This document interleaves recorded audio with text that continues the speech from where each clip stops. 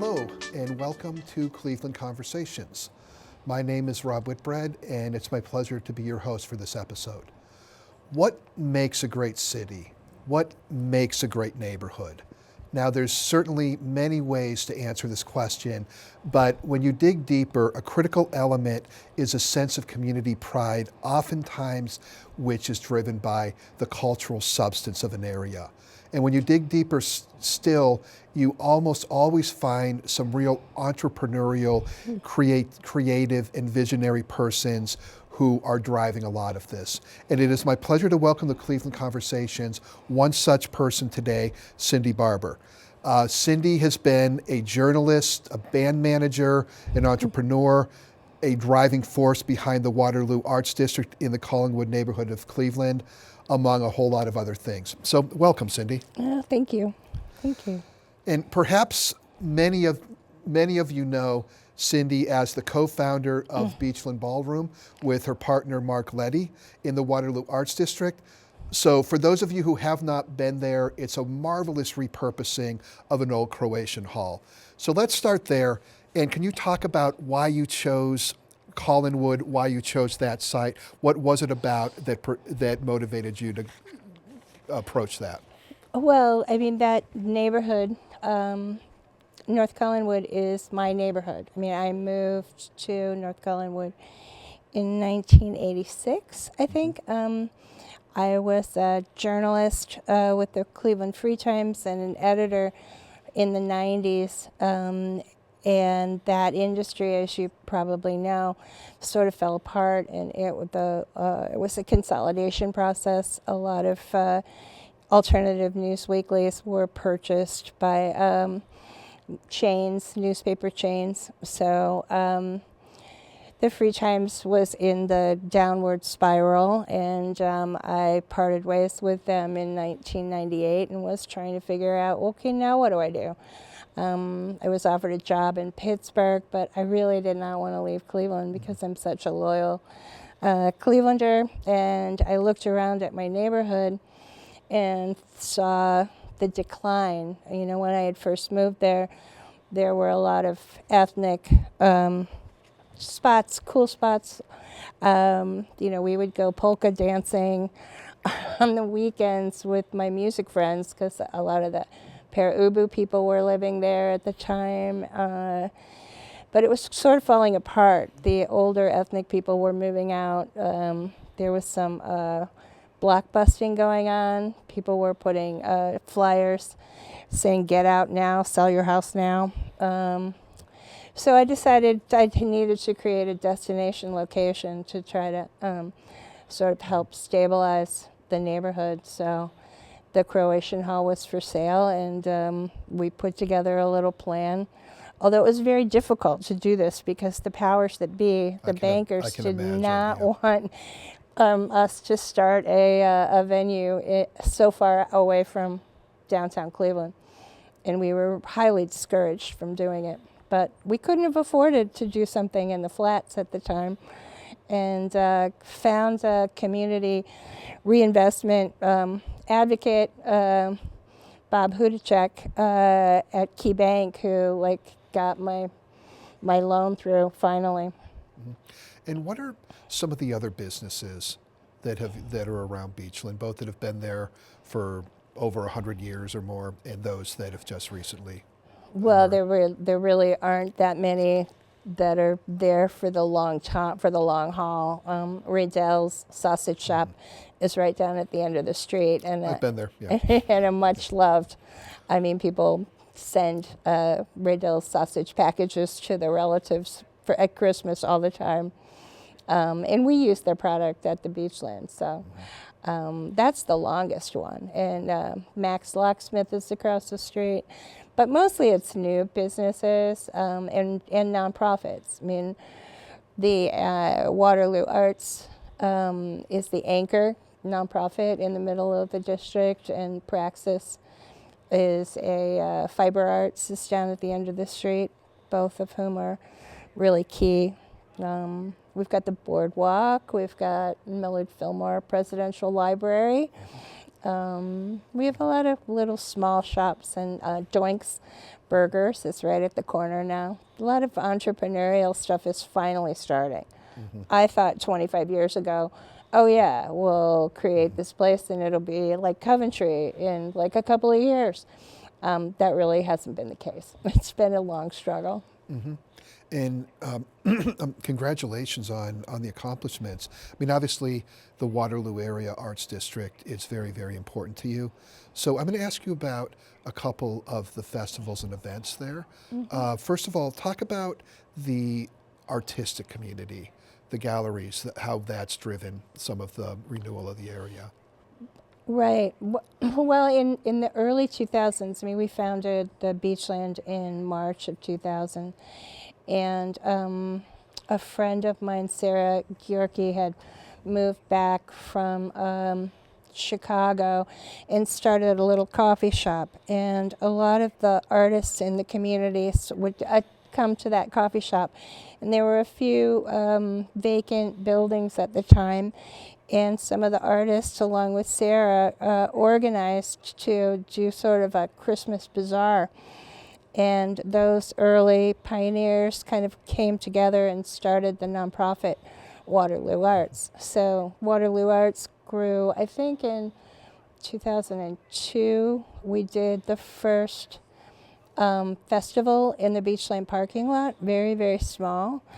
And that's grown to be an annual event with 7 stages of music now. And that's now, it was in June, but now it's in September every year. So that's sort of a big annual event, and Waterloo Arts has kind of been the anchor of a lot of what we've done on Waterloo for the longest time. And what about the Winterloo Tree Lawn Festival? Well, I just read about that. Yeah, that's something that my nonprofit, Cleveland Rocks, Past, Present, and Future, decided to create. A couple of people had tried something a few years ago, but we got a grant from the Ohio Arts Council to do an all-day event on December 22nd. So there's going to be free music in like 4 places on the street, and we're going to hope that the art galleries are open, and some of the Citizen Pie is selling pizza, and we're going to have, the Beachland's going to have a flea market that day.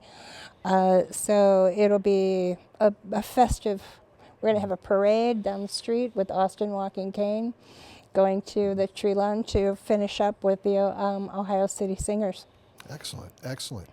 And you certainly have a business savvy, a political savvy, a stick-to-itiveness that's necessary to break through and be successful. So if we can pivot for a moment, issue 55, which is of course a very important thing for the arts community. For those who may not be aware of it, could you describe what issue 55 is about? Well, issue 55 is the renewal of the cigarette tax that is then benefiting the arts community in Cleveland. Cuyahoga Arts and Culture is the organization that funds hundreds and hundreds of nonprofit organizations, and it's really key to why Cuyahoga County has such a vivid cultural experience. I mean, there's so many opportunities in our area because of that tax. And it was first passed, probably in the early 2000s, right? And this is the renewal.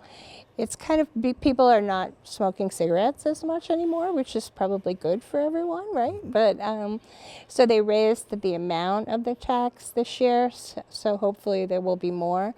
And Assembly for the Arts, which is the other umbrella of the arts examination, they do a lot of the research. So right now they're in the middle of trying to figure out what is the next possible funding source for this, but it'll be in place now, and people will be assured of funding for the next, I think, 10 years.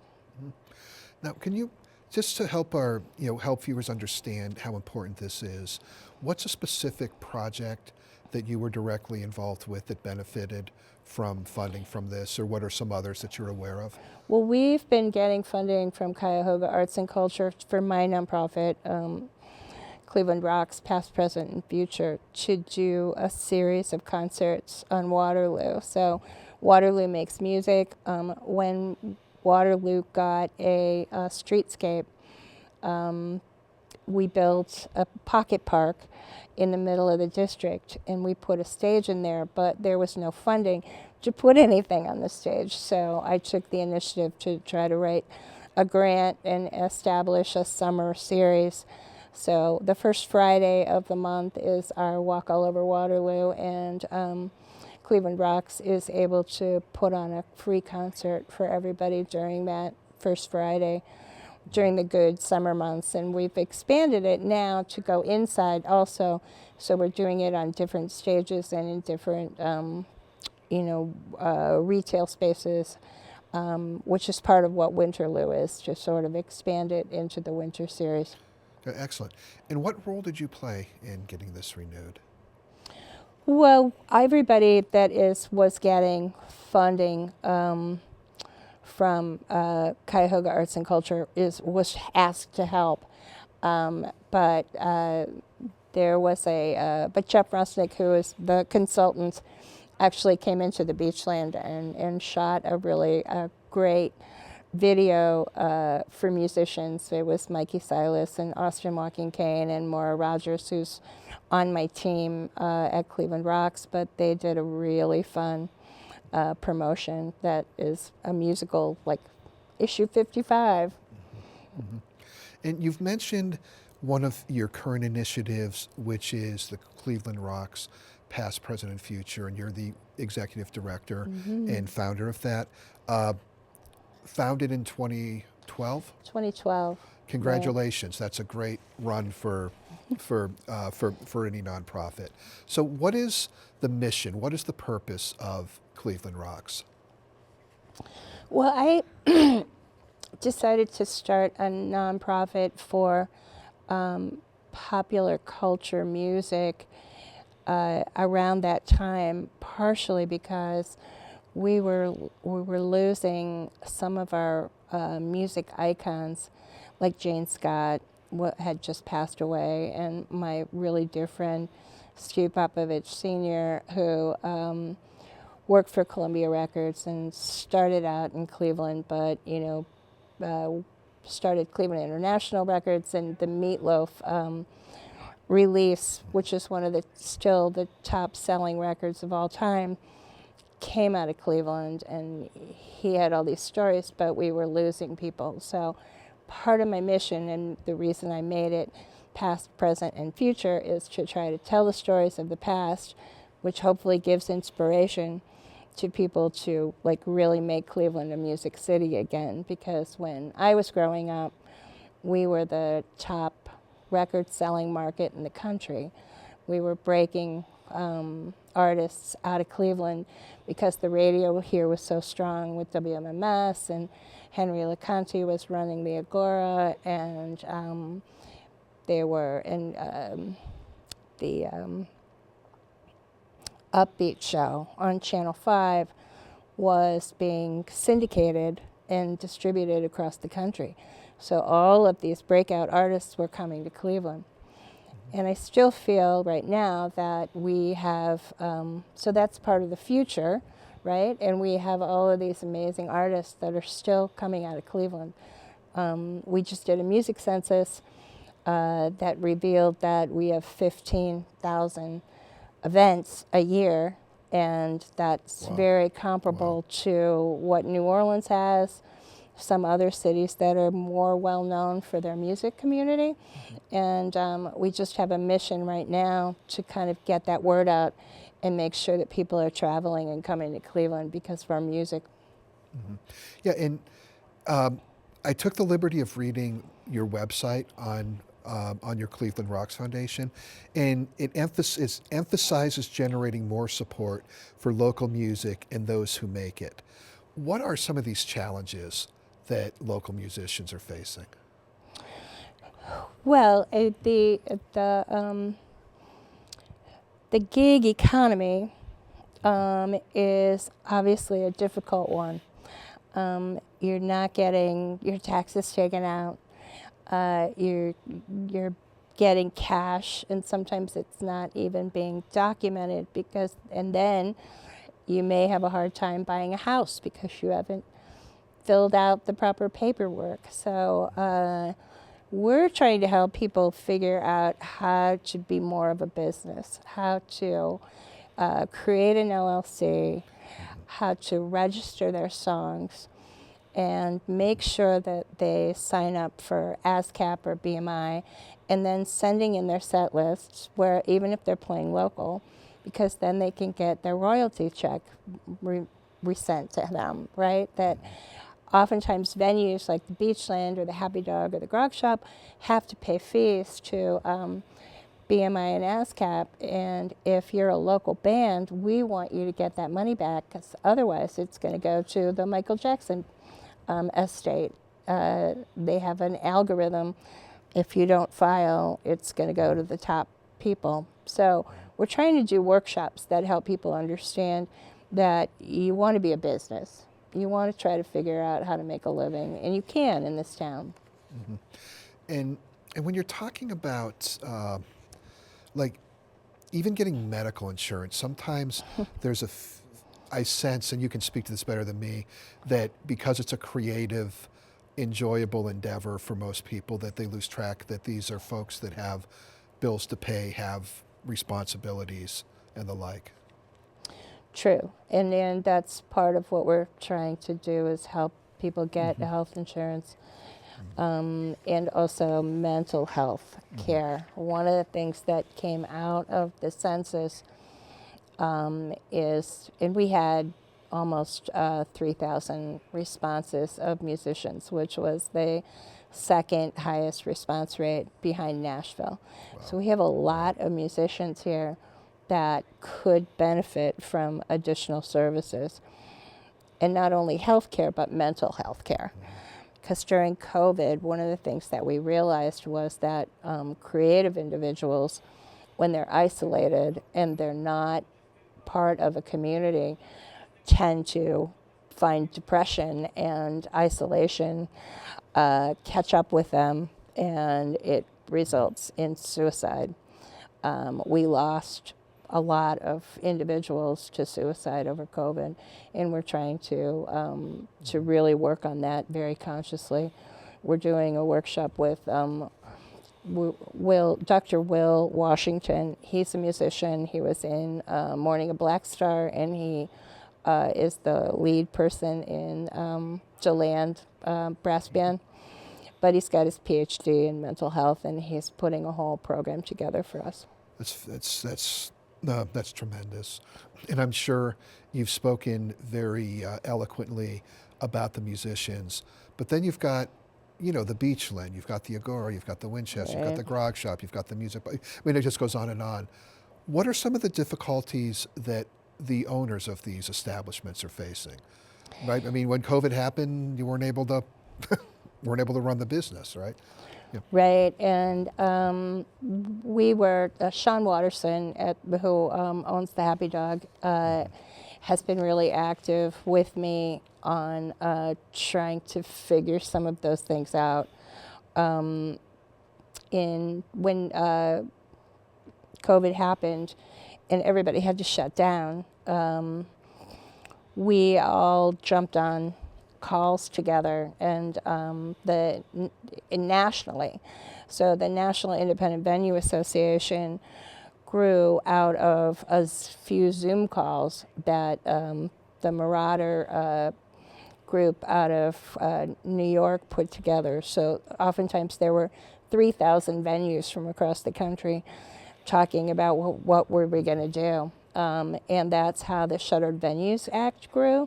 So a ticketing company donated money to the National Independent Venue Association to hire a lobbyist, and that resulted in 300,000 emails going to Congress, and we were able to get that passed. So that's the only reason venues survived through COVID, is that congressional act. But we're finding that we're back to square one now, and that money's gone, and venues are still in trouble. So that's one of the things that, because of the census, we're trying to examine how we can find more funding, because the CAC money, the cigarette tax money, does not fund venues. So we're trying to find a workaround.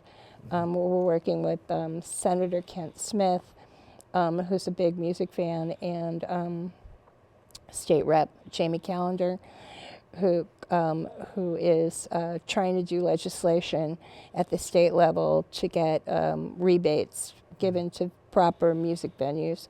They've done this in Texas and Tennessee, so we're working on that. Let me ask you, we've spoken about the past, the present.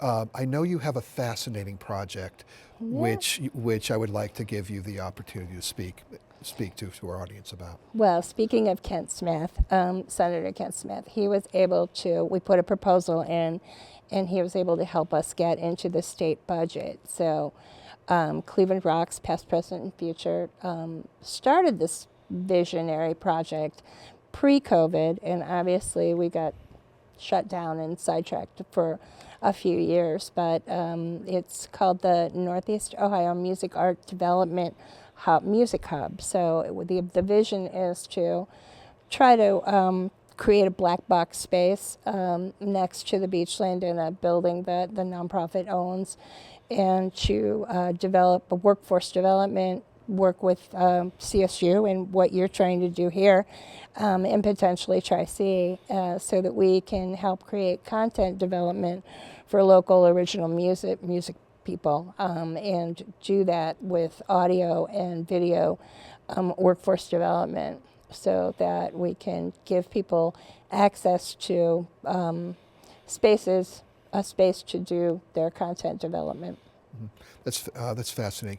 And just to wrap up, what advice would you give to somebody that's interested in getting into this area of entertainment, music, and the like? What would you recommend to somebody?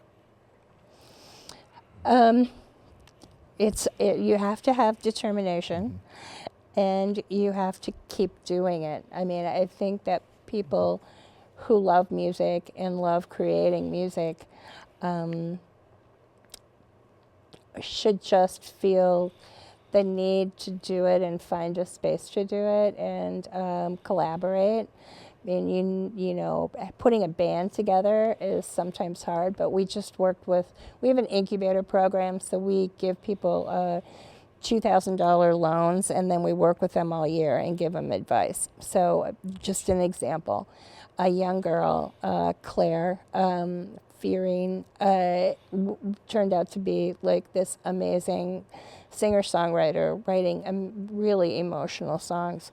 And she's a solo performer. So we worked with her through the year and got her to put a band together. So now she's developing into a presentation that she could play more places. So singer-songwriters can only play a few coffee shops and things like that. Now she can play bigger rooms and create more of an audience for herself. But I think you have to have confidence in yourself to put your music out there and get feedback, and see what happens, just like any art form. And people can go to your Cleveland Rocks website or stop by the Beachland for a show and find you there, I'm sure, as far as information, if they were interested in seeing if that was a good fit for them. Yeah, sure. We're starting a new incubator class next year. We've got 29 submissions, so we're going to take 6 or 7 of those people and work with them all year. Excellent, excellent. Well, thank you to Cindy Barber for being our guest today. As you've heard, she is bringing so much to the table as far as helping local artists, local musicians with the business side of things, as well as with the creative side of things. And we are all grateful for her contributions to Greater Cleveland. And with that, thank you for viewing this episode of Cleveland Conversations.